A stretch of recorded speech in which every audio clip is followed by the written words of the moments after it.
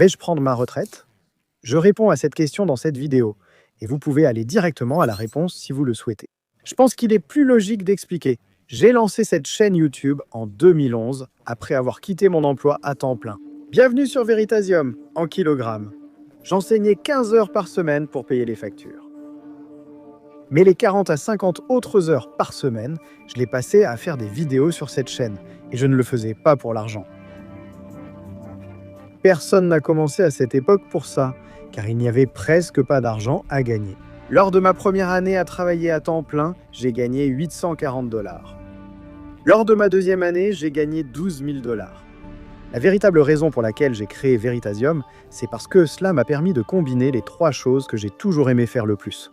Apprendre la science, enseigner et créer comme jouer devant la caméra et faire des vidéos.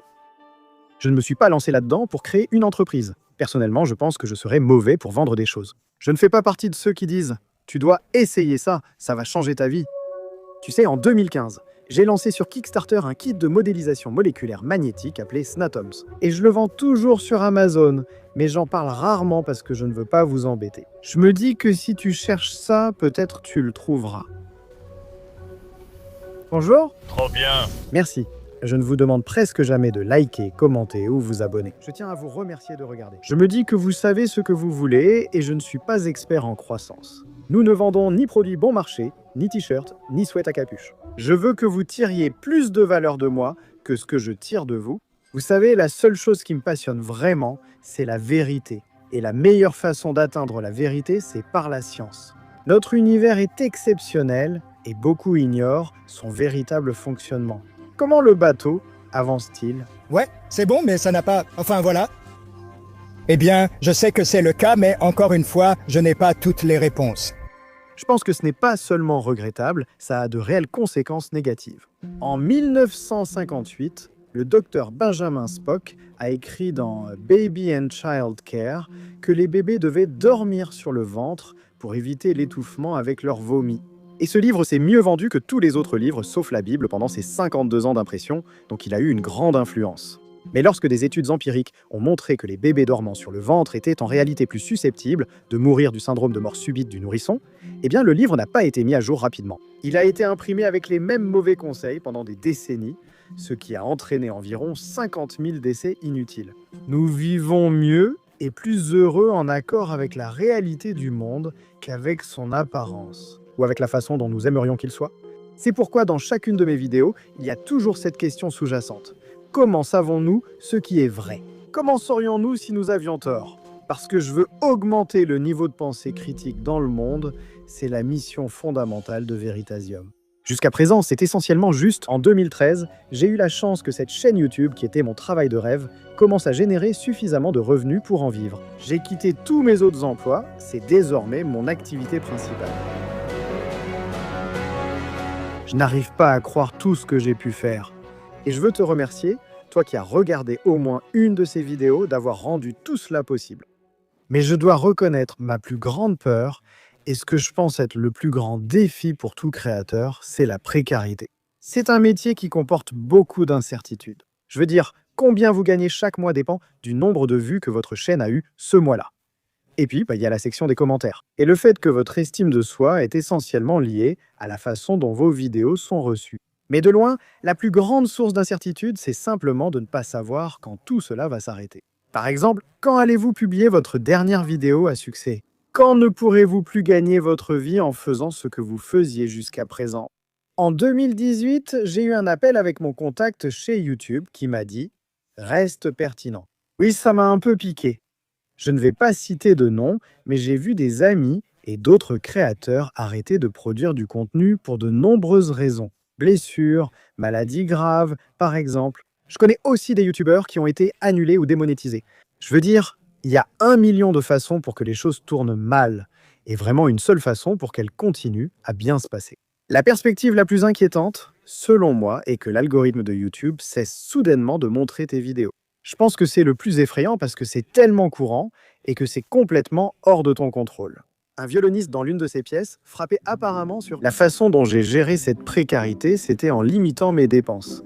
Je n'ai acheté que le matériel strictement nécessaire. Je ne planifiais pas de voyage vers les lieux de tournage. Mais si on m'y emmenait en avion, j'essayais d'en profiter pour tourner. C'est le réacteur numéro 4 de Tchernobyl. J'ai tout fait moi-même. Recherche, écriture, tournage, montage et même les animations ratées. Oui, tout ça, c'était moi. Tant que c'était juste mon temps investi dans cette chaîne et que je dépendais d'elle pour survivre, ça m'allait. Bonjour et merci pour votre soutien. À la naissance de mon premier enfant en 2016, j'ai lancé un Patreon pour pouvoir subvenir aux besoins de ma famille. Mais la chaîne a continué de croître. Elle était devenue si grande qu'il était absurde que je continue à tout faire seul. Je travaillais tout le temps. Je suis probablement le monteur le plus lent que vous rencontrerez. Donc j'aurais dû en engager un, mais recruter prend du temps. Et combien de jours le recrutement de quelqu'un était-il en haut de ma liste de priorités? Eh bien, 0, parce que j'étais toujours concentré sur la réalisation de la prochaine vidéo. Finalement, j'ai fini par embaucher des gens, mais pas parce que je les cherchais, simplement parce qu'ils m'ont trouvé. La première personne avec qui j'ai travaillé régulièrement était Johnny Hyman, que j'ai rencontré car il m'a reconnu dans un Chipotle. Il est très talentueux, il a recherché, écrit, monté, fait des effets spéciaux et créé des simulations pour cette chaîne. Il a aussi écrit et produit de la musique originale pour les vidéos que vous écoutez actuellement. J'ai recruté Piotr Lebedev car il avait fait son doctorat avec mon ex-directeur de thèse. J'ai embauché Emily Zhang 20 minutes après le début d'un Zoom et lui ai demandé de traverser le pays. Une amie, Xila Foxlin, m'a parlé de toi. Je me souviens avoir reçu un message de ta part et pensé « Oh mon Dieu, Derek Muller m'a écrit ». Tu t'es dit « Oh, Veritasium m'a écrit ». Puis tu as juste demandé « Tu peux te connecter sur FaceTime plus tard ?» Je me suis dit « C'est un entretien différent ». Nous avons parlé pendant une demi-heure. Oui ?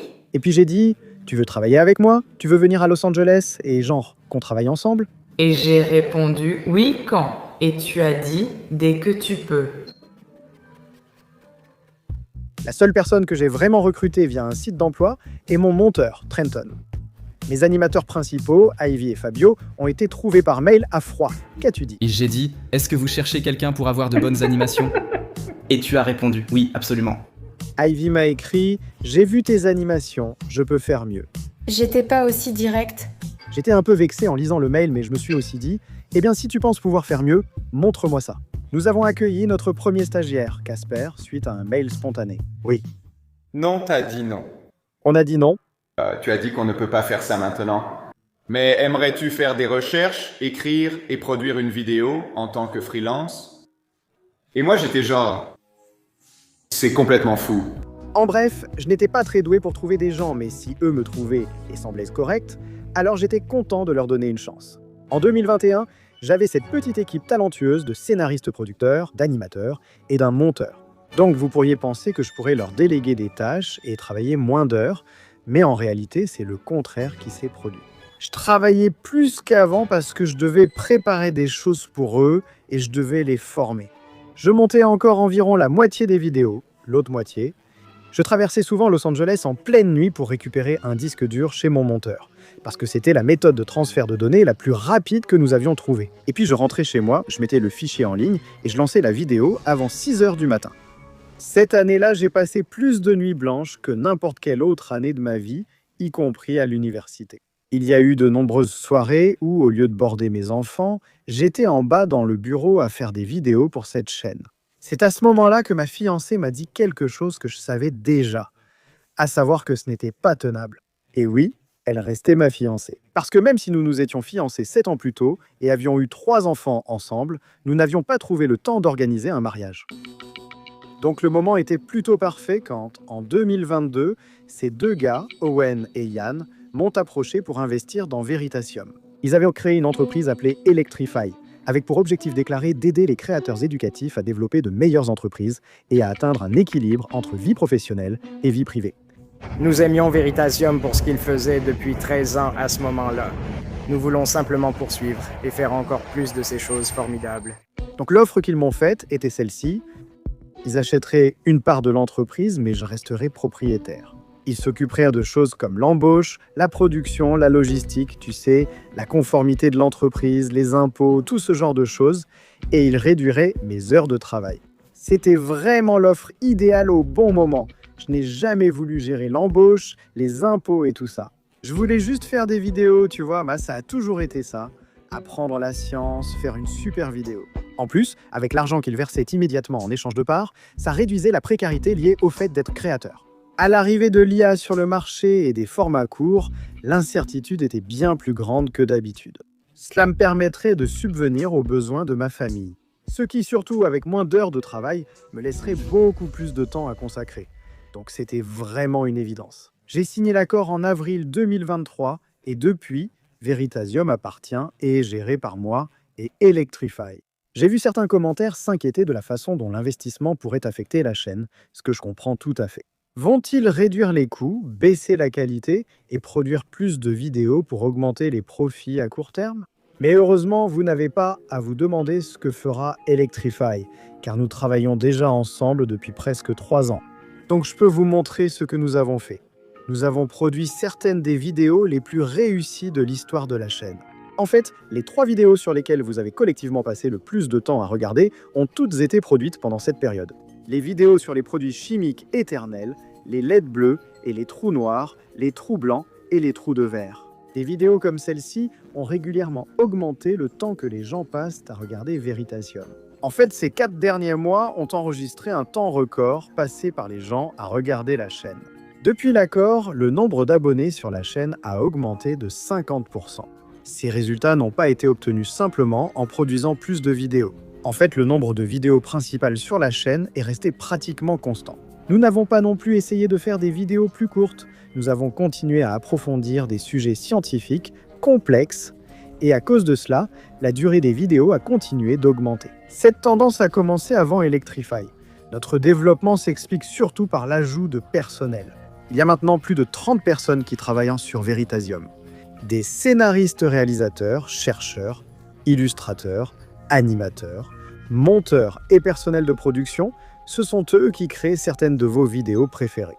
J'ai travaillé avec Grégor sur les enquêtes concernant le téflon, les PFAS et Monsanto, et avec Casper sur l'entropie, la série sur le principe de moindre action, ainsi que sur les trous noirs, trous blancs et les trous de verre. Avec Émilie, nous avons réalisé les vidéos sur les LED bleus et la compétition Micromousse. Henri gérait les vidéos sur Alfred Nobel et le piratage de téléphones.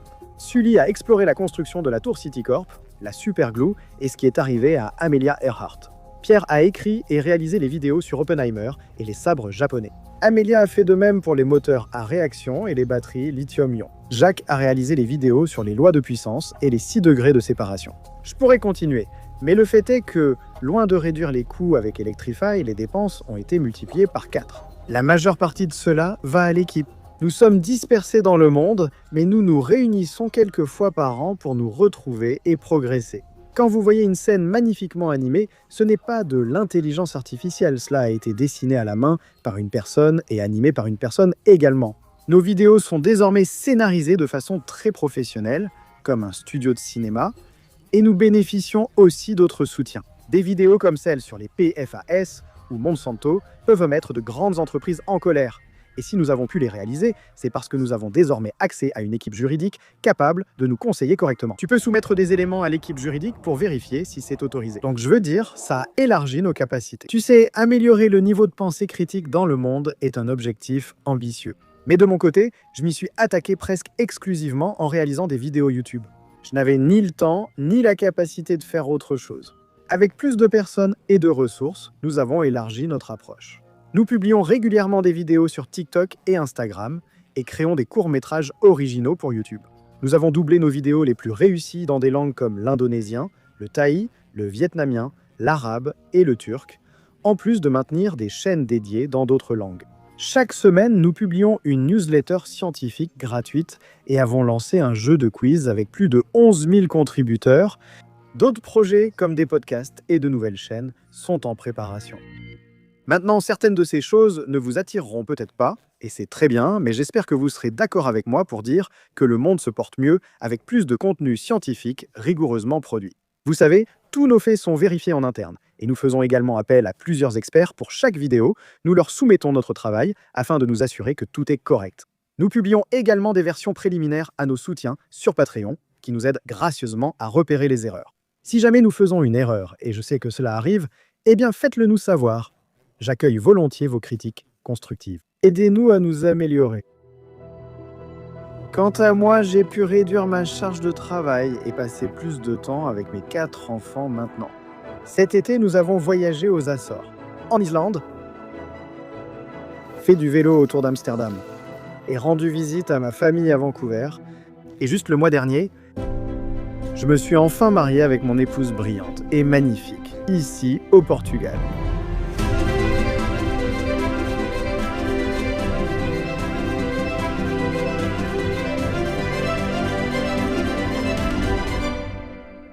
Je n'aurais pas pu choisir une meilleure partenaire, ni une partenaire plus patiente, avec qui passer le reste de ma vie. Alors, est-ce que je prends ma retraite? Eh bien, un jour oui, mais on ne sait pas encore exactement quand. Ce que je peux vous dire, c'est que je ne serai plus aussi présent. Ce que vous avez probablement déjà remarqué au cours de l'année ou des 2 dernières années. Vous savez, dans certaines vidéos à venir, je ne serai pas visible, même si je dirige en coulisses. Et cela, c'est pour me donner plus de temps à passer avec ma famille, pour lire des livres, faire de l'exercice et réfléchir à d'autres projets. Je suis fier que ce qui a commencé comme un projet passion emploie aujourd'hui des dizaines de personnes. Je suis inspiré par chacun d'entre eux et j'ai la plus grande confiance en leurs capacités. Vous savez, ils sont bien payés et ils produisent un excellent travail. Lors de l'une de nos réunions, je suis entré dans cette salle pour voir toutes ces personnes super intelligentes qui se sont données pour mission d'élever le niveau de pensée critique dans le monde. Et c'est là que j'ai compris que je n'étais plus seul. Ce n'était plus juste un type poussant un rocher en haut d'une colline. Maintenant, l'équipe est comme un mastodonte. Ils sont comme ce train lancé à toute vitesse sur les rails avec leur propre élan. Donc j'ai vraiment hâte de voir ce que nous allons pouvoir accomplir ensemble. J'espère que vous nous rejoindrez et si vous avez des questions ou des idées pour la chaîne, n'hésitez pas à les mettre dans les commentaires. Et comme toujours, merci d'avoir regardé.